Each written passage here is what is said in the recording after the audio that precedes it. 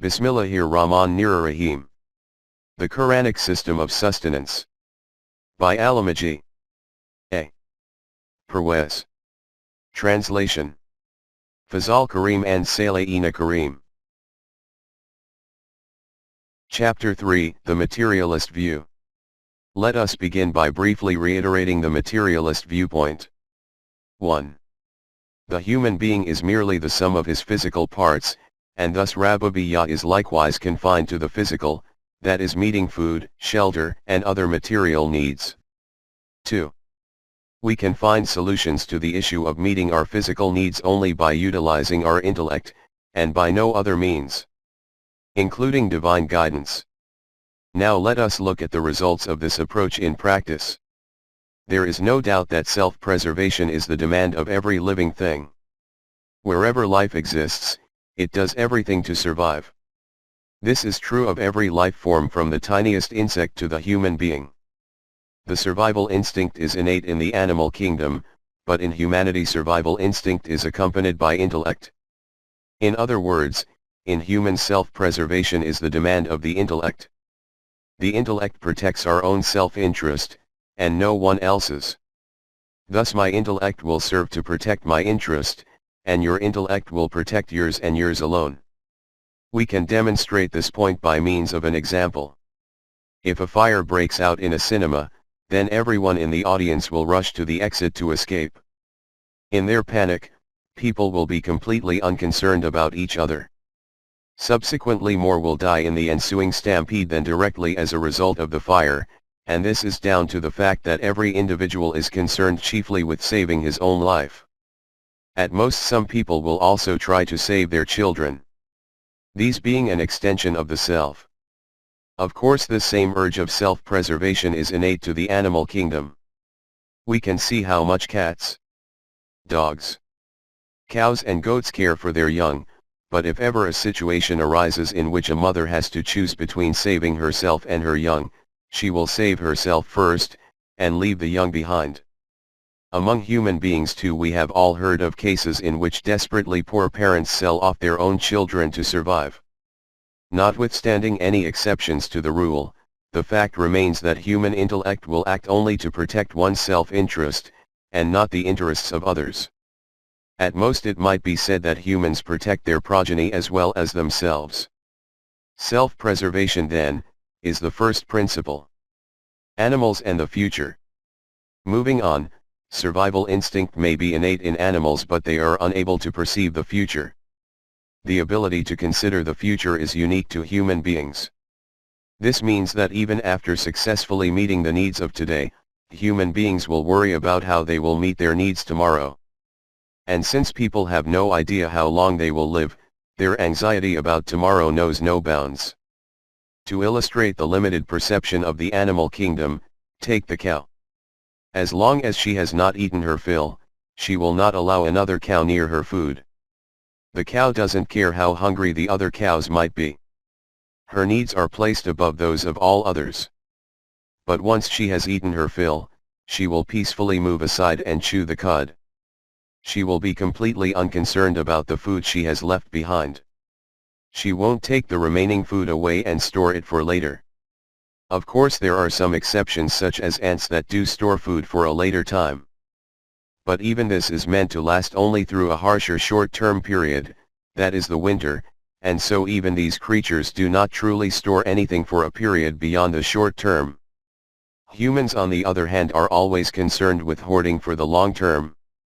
As people grow older and become increasingly aware of how little time they have left on this earth, theoretically they ought to become less concerned with hoarding for the long term. Yet in practice, people actually become worried about what they are leaving behind for their children. From a psychological standpoint, they are attempting to live on through their progeny. Having put aside his savings all his life in order to sustain himself, the individual now focuses on saving for his children. Animals neither worry about tomorrow nor in the long term for their offspring. Their lives are entirely focused on self-subsistence. But humans become so obsessed with hoarding to protect their own and their children's interests, that it rarely if ever occurs to them to think in the interests of others. And they take their greed to the grave. Eventually the perceived need to hoard becomes so great that people actually hoard for the sake of hoarding. They are no longer motivated by a need to survive, but by pure greed. Their thirst to forever acquire more and more becomes insatiable. Hence hoarding is the second principle. In short, 1. Intellect serves to protect self-interest. 2. To protect their self-interest, humans become obsessed with acquisition and hoarding. 3. It follows that after taking care of themselves, people become consumed in their desire to hoard for their children. At this point therefore, a mere need to survive turns into greed. Let us continue further. Look at any species of animal, such as deer. Every deer has approximately the same level of intelligence. Hence there is no question of a hierarchy based on intelligence. They don't attempt to deceive one another, as they don't have the capability. This is due to the fact that in order to deceive, one deer would have to possess more intelligence than another. It is simply not in the nature of any deer to try to earn and save more than the others in its herd. Differences in intellectual capacity. Unlike nature, the intellectual capacity of human beings varies from individual to individual. Consequently, their individual earning capability varies as well. Furthermore, humans are capable of deceiving and swindling one another. Let us consider the root causes of greed and selfishness in human society. It is a battle of wits. Whoever has greater intelligence is usually more successful. A relatively inept personality is no good at deceiving others. In fact, he is more often the victim of deception and fraud at the hands of others. The intellect devises all kinds of schemes with the aim of acquiring and saving. This leads to the creation of economic classes. Whoever has a greater intellect therefore has a greater capacity to earn. He is more adept at swindling others and yet, paradoxically, society deems him to be clever. It follows that once an individual accumulates enough wealth to leave a sizable estate for his children, the next generation automatically attains a privileged status in society on the back of that wealth. And so they join the high class. Conversely, those of a lower intellect, or those deprived people who have not inherited wealth, remain in the working class. In fact, their social class is established on this very basis. A powerful argument is put forward to justify the status quo. It is said that he who puts his mind into what he does and works as hard as he can has the right to own what he earns. Indeed, how can we deprive a man of his hard-earned money? On the basis of this argument, we cannot justifiably place a limit on how much he keeps. He should be able to earn as much as he likes, and use his wealth to invest in machines, factories, firms, banks, and in fact whatever he likes to buy and build, and so further increase his wealth and property. Resources will be placed in private control, and subsequently these resources will become restricted to the rest of the population. This, in short, is capitalism. Capitalism. It is difficult to counter the basic principles of capitalism because the concept of capitalism and the system itself is the product of the intellect. And since, according to the mechanistic view of life, there is nothing higher than human intellect, we are led to accept that capitalism is morally justified. Karl Marx is generally considered to be the greatest opponent of capitalism, but even he was unable to offer a convincing argument against it. Since he also accepted the mechanistic view of life, he had no suggestions for a higher source of morals than the intellect. So on what basis did he offer a counter-argument? He argued, in line with Hegelian dialectics, that in view of history no system anywhere in the world can last forever. Every system subsists for a time and then, once its failings become apparent, and oppression ensues, its opponents revolt from within. Eventually a new and opposite system takes the place of the old oppressive model.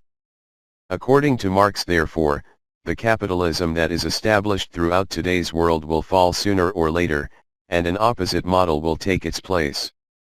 The present system is in the hands of tycoons, bankers, and landlords, but the new opposite system will belong to the poor, to the working class and to farmers. When Marx was asked to explain the cause of this cycle of oppression and revolt, he replied that it is an historical necessity. Here we will not review either communism or this concept of historical necessity in detail.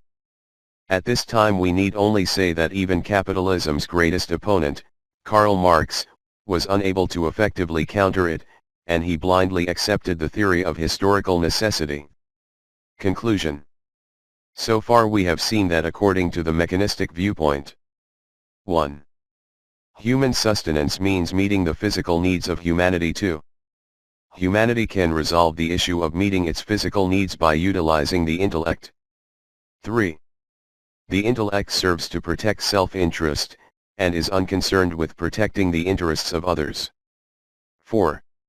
Every individual, or individual's intellect, is chiefly concerned with acquisition and saving, and later in his life he continues the same behavior both in view of protecting the interests of his progeny, and also out of habit. Greed. 5. Different people have various levels of intelligence, and so their capacity to earn also varies. 6. The brighter members of society earn more and are thereby able to acquire more private property. As more and more property and resources become privatized, the availability of these resources becomes restricted to the rest of the population. This is the outcome of capitalism. 7. Human intellect alone cannot offer an effective argument against capitalism for the reason that this system is itself the product of intellect. 8. Thus human society divides into socio-economic classes, and with time the rich-poor divide becomes ever more acute. Why we should help the deprived members of society? If we ask a wealthy man to help a poor man, he retorts, "Why should I help him?" We will be unable to find a satisfactory answer to the question. At best we might appeal to him on humanitarian grounds, to invoke his sympathy. But of course we are appealing only to his feelings. Empathy is not a matter of rational logic, but of emotions. If the wealthy man ignores your plea, then we only say of him that he is cold-hearted and mean. We will not say that he is stupid, that is that his refusal to help is down to an intellectual failure, or a logical fallacy. We will say only that he doesn't possess higher emotions, such as compassion. Yet according to the mechanistic view, there is no question of the existence of high and low emotions or mindsets. To the materialist, the human is only a physical being. And insofar as the human, that is body, is concerned, there is only a question of weak versus strong, and pain versus pleasure. There are no considerations beyond the purely physical. We might also say to the wealthy man that there may come a day when he is poor and needs charity, and so he should in good conscience be willing to help a needy person today. But he replies, "No thanks. I have already made a contingency plan to protect myself in case I end up in such a situation. Therefore I have no need to invest in this kind of business. Your proposal has no legs to stand on. But my plan makes good business sense." And so he will have the final word. Now let us look at this problem from another angle. We tried to persuade the wealthy man that an act of charity would ultimately be in his best interest. He however concluded that in fact this was not to his advantage at all, and that he preferred to make his own arrangements to secure his future. To one's own advantage. And what was the underlying point of our argument? We tried to reason with the man, and explain that his act of charity would ultimately be for his own good. From this it is obvious that we cannot persuade anyone to do anything unless we can logically show him how he stands to benefit. For example, we might ask someone, "Why did you lie?" She will reply, "What reason would I have to lie?"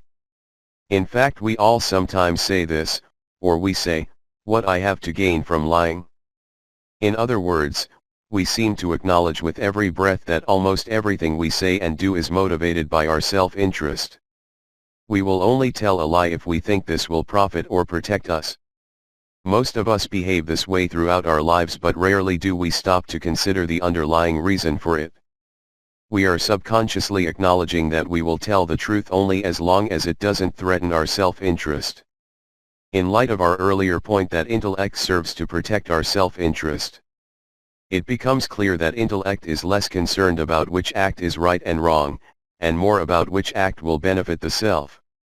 If it is in the interest of the self to tell the truth, then so be it. And if it is more advantageous to lie, then so be it. In short, the intellect is incapable of thinking beyond serving the self. However, we also observe that there are many materialists who believe in nothing higher than the intellect, and yet they aid the poor, believe that lying is wrong, and conform to a moral code. So what is the reason? In fact, there are a multitude of reasons. Western moral philosophers have written much on the subject. But nevertheless they all agree that no moral code can truly appeal to the intellect because any code of ethics necessarily makes self-interest subordinate to the needs of the many. And it is impossible for the intellect to put self-interest aside in this way. Rashdal, the foremost thinker on the subject of ethics, writes, "Even in the less advanced branches of physical science, and in the higher reaches even of the most advanced, there is room for wide difference of opinion. And be it observed, this difference is partly due to purely intellectual causes. To the different degrees of intellectual insight, lucidity of mind, logical power, observation, and judgment possessed by different men, but only partly. Even here, in a region comparatively remote from the great practical interests which inspire passion and distort judgment, every one knows to what an enormous extent men's opinions are liable to be swayed by such influences as personal loyalty, personal antagonism, fashion, party spirit, caprice, carelessness, laziness, ambition, conceit. Still more obviously do those influences, the influence of the environment on the one hand and the personal equation on the other, mold men's views upon such matters as speculative philosophy, history, social science, politics." Max Planck meanwhile writes, "The fact is that no person, however clever, can derive the decisive motives of his own conscious actions from the causal law alone. He requires another law, the ethical law, for which the highest intelligence and the most subtle self-analysis are no adequate substitute. Thus the demand of the intellect is only to serve the self. This is the only law it knows. In this humanity and animals are the same. When a cow is hungry, she goes out into the fields and there she doesn't know or care who the field belongs to. That is whether it belongs to her owner or to some other farmer, where she is not supposed to graze. She will eat whatever she sees in front of her. There is no question of lawful versus unlawful. As such, the same is true for humans, with the difference that whilst animals know only one way by which to achieve their aim of feeding themselves, humans can come up with any number of ways and schemes. Note that searching for ways and means of self-preservation isn't a fault of the intellect. Rather, this is its duty. The intellect is bound to do everything to protect self-interest. Neither can it protect the interests of others, nor can it differentiate between right and wrong. In the end, only a fear of the consequences of breaking the law and/or societal pressure act as deterrents against acting unlawfully. In the words of Herbert Spencer, the founder of utilitarianism, the basis of all morality lies in mutual dread of vengeance. However, if an individual successfully utilizes his intellect to either circumvent the law or to avoid the lynch mob, nothing can stop him from doing exactly as he pleases. At this stage it should be stressed that all we have discussed on intellect over the last few pages should not lead us to the erroneous conclusion that intellect is the cause of all evil in the world. This is not the case. Intellect is merely a tool which can be used for different tasks, whether good or bad. When we wish to indulge our own individual interests, the intellect will faithfully work on ways and means to this end. But if we submit the intellect to higher values, then it will work just as hard in the humanitarian cause. Here we are discussing intellect strictly in light of the materialist view in which higher values are deemed invalid. And so we are presenting intellect as a mere tool for the protection of self-interest. When we discuss higher values later in this book, We will show how this very same intellect can become the benefactor of humanity. Moving on, if a man is living alone on a deserted island, then the question of unlawful versus lawful, or self-interest versus others' interests does not arise. This question arises only when two or more humans live together. When humans live together, sooner or later there is always a clash of interests, and so social and moral laws become necessary. Humans are social creatures, and none can live in isolation. They almost always live in a collective, that is a society. The materialist society. Let us now consider the effect of the mechanistic viewpoint on society. 1.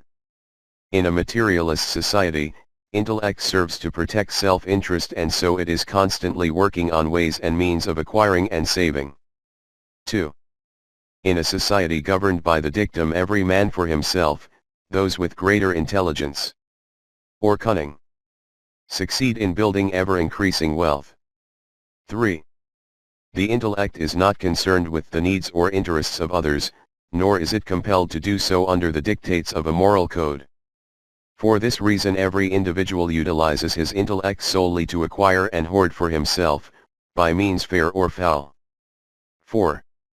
To maintain the social order, and to ensure that individuals conduct themselves within certain bounds, society inevitably creates a system of law and punishment.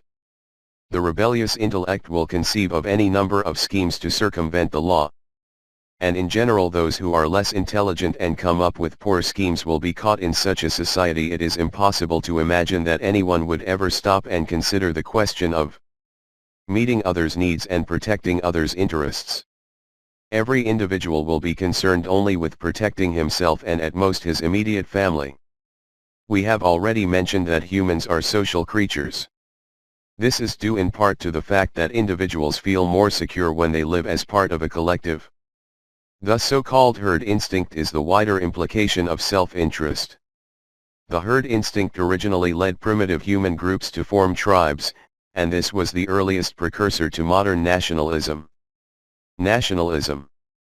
Looking at the larger picture, the way in which individuals treat one another is reflected in the way that a nation treats other nations. The collective wisdom of a nation dictates that it must always act in the national interest. Subsequently, it is impossible for one nation to take the needs of another into consideration. Just as the individual intellect does not differentiate between a lawful versus an unlawful means of acquisition. Likewise, national wisdom does not differentiate when it comes to protecting the national interest. Whatever is in the interests of the nation is right, and whatever goes against the national interest is wrong. An individual who thinks in terms of the national interest is called a patriot, and in nationalist terms, this makes him a great human being. Conversely, any individual who acts against the national interest is deemed guilty of high treason, and the punishment for this is death. Hence the saying "my country, right or wrong" means that acting in the national interest is a mark of greatness, whether or not it is really right or wrong.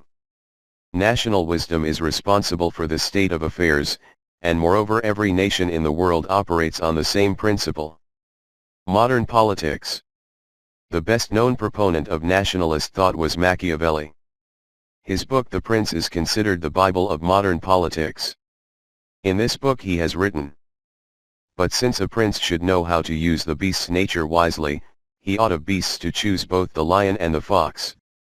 For the lion cannot guard himself from the toils, nor the fox from wolves. He must therefore be a fox to discern toils, and a lion to drive off wolves. To rely wholly on the lion is unwise. And for this reason a prudent prince neither can nor ought to keep his word when to keep it is hurtful to him, and the causes which led him to pledge it are removed." At another point he writes, "And you are to understand that a prince, and most of all a new prince, cannot observe all those rules of conduct in respect whereof men are accounted good, being often forced, in order to preserve his princedom, to act in opposition to good faith, charity, humanity, and religion. He must therefore keep his mind ready to shift as the winds and tides of fortune turn. And, as I have already said, ought not to quit good courses if he can help it, but should know how to follow evil if he must." Frederick II. also known as Frederick the Great, was an admirer of Machiavellian thought. He wrote, "The great matter is to conceal one's designs, and to cover up one's character. Policy consists rather in profiting by favorable conjunctures than in preparing them in advance. This is why I counsel you not to make treaties depending upon uncertain events, and to keep your hands free. For then you can make your decision, according to time, place, and the condition of your affairs. In a word, according as your interest requires of you." Machiavelli says that a disinterested power, situated among ambitious powers, could not avoid ultimate destruction. I hate to admit it, but I am obliged to confess that Machiavelli is right. Ambition is necessary to princes, but so is wisdom, measured and enlightened by reason. If the desire for aggrandizement does not procure acquisitions to a pacific prince, at least it sustains his power, because the same means which he means to employ in aggressive action will always be ready for defending the state. Another proponent of Machiavellian thought, Rumlin, wrote that the state is autarkic, and that self-regard is the state's appointed duty, the maintenance and development of its own power and well-being. Egoism, if you like to call this egoism, is the supreme principle of all politics. The psychological motivation of all the above statements comes from the intellect's demand to serve self-interest over and above all other interests. The state of the world's nations. This underlying psychology has also manifested itself in today's international relations. And the result? Spalding answers with the following words. A materialistic society is a jungle in which nations prey upon nations like wild beasts, all teeth and claws. If this is the state of the world's nations, what is the state of the people living within each nation? Lewis Mumford writes. In America we have created a new race, with healthy physiques, sometimes beautiful bodies, but empty minds. People who have accepted life as an alternation of meaningless routine with insignificant sensation. They deny because of their lack of experience that life has any other meanings or values or possibilities. At their best, these passive barbarians live on an innocent animal level. They suntan their bodies, sometimes at vast public bathing beaches, sometimes under a lamp. They dance, whirl, sway, in mild orgies of vacant sexuality, or they engage in more intimate felicities without a feeling, a sentiment, or an ultimate intention that a copulating cat would not equally share. They dress themselves carefully within the range of uniformity dictated by fashion. Their hair is curled by a machine. And what passes for thought or feeling is also achieved, passively, through the use of a machine, the radio or the moving picture today, or Aldous Huxley's Feelies tomorrow. These people eat, marry, bear children, and go to their grave in a state that is at best hilarious anesthesia, and at worst is anxiety, fear, and envy, for lack of the necessary means to achieve the fashionable minimum of sensation. Without this minimum, their routine would be unbearable or their vacancy worse. Shopgirls and clerks, millionaires and mechanics, share the same underlying beliefs, engage in the same practices. They have a common contempt for life on any other level than that of animal satisfaction, animal vitality. Deprive them of this, and it is not worth living. Half dead in their work, half alive outside their work. This is their destiny. This is the state of today's humanity, about which Joad wrote. While our civilization hangs on the verge of destruction through its inability to control the powers which science has conferred upon it, young men and women wander aimlessly along the road of life without knowing whither they are traveling, or why they travel at all. They are without creed or code, standards, or values. Summary. Over the preceding pages we saw that there are two opposing views of reality. One is the materialist or mechanistic view, which holds that life does not go beyond the physical, and that human beings must necessarily be selfish. By implication, every nation must take care of the national interest. Any scheme or act designed to protect self-interest, whether at the individual or collective level, is deemed praiseworthy. and all schemes and acts that are detrimental to self-interest are deemed contemptible. This is the standard of good and bad in the materialist world. Every man must live for himself, and his political conduct should accord with this ideal. The other view of life is Platonian mysticism, according to which the world is an illusion, and nothing is real. Our aim in life should be to shun the material and hate it. The secret of life is to eliminate all desire and things that bring pleasure. A person is only truly alive if he leads a living death. The more a person destroys his ego, the closer he will get to God.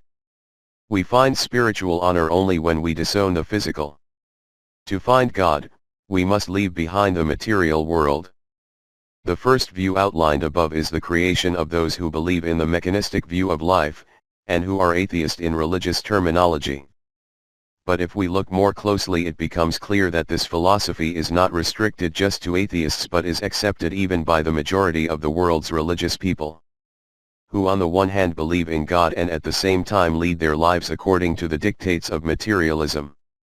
Thus belief or disbelief appears to have no bearing on what is presently happening in practice. Spalding has termed this state of affairs this worldliness. The second view outlined above was Platonian philosophy, which later influenced religious and mystic movements. But the present form of this view is no longer truly Platonian, nor is it truly identified with spiritualism and mysticism in practice. Rather, it is identified with theism, just as materialism is identified solely with atheists and agnostics. Today the followers of all the world's religions are called theists, and even Muslims are placed in the same category. Like other theists, Muslims presently believe that the world is corrupt and that those who seek material things are destined for hell. The world is deemed a prison and no pious man can embrace it. The more a person is humiliated or oppressed on earth, the closer he will be to God. Worldly wealth and respect means nothing. Real success will come only in the afterlife. Islam, as a religion, was for the poor, it remains for the poor, and God's kingdom will be for the meek and the poor. In fact, these beliefs are common to all major religions. Spalding has collectively termed these beliefs otherworldliness. Everything in the human world is generally placed into one or the other of these two groups. This division is not the product of modern times. It has existed from practically the very beginning, but as we have already stated, Rabubiyya, that is the development of hidden human potential, cannot happen by adhering to either worldview. The former treats the human as a mere machine and so is concerned only with physical development. But we have observed that the human being is more than the sum of his physical parts. Aside from his physical body, he possesses a personality, or self. The materialist denies the existence of the self, so no question arises as to its development. And yet, even as everyone agrees on the right of securing the means of physical development, every man acts solely in self-interest, and the subsequent conflict creates hell on earth. Such is the situation today. The other view advocates a rejection of the physical world, and so the question of physical development doesn't arise. This leaves only the issue of the soul. The mystic view is that the sooner we abandon our individuality and return to the real, that is Great Spirit, since only the Spirit is real, the better. Thus we find that in reality even the mystic does not really speak of developing the self, but rather seeks to merge it with the One. Attempting to resolve the issue of sustenance under the dictates of materialism has turned the world into a lion's den. Dealing with the same issue under the dictates of mysticism turns human civilization into a graveyard.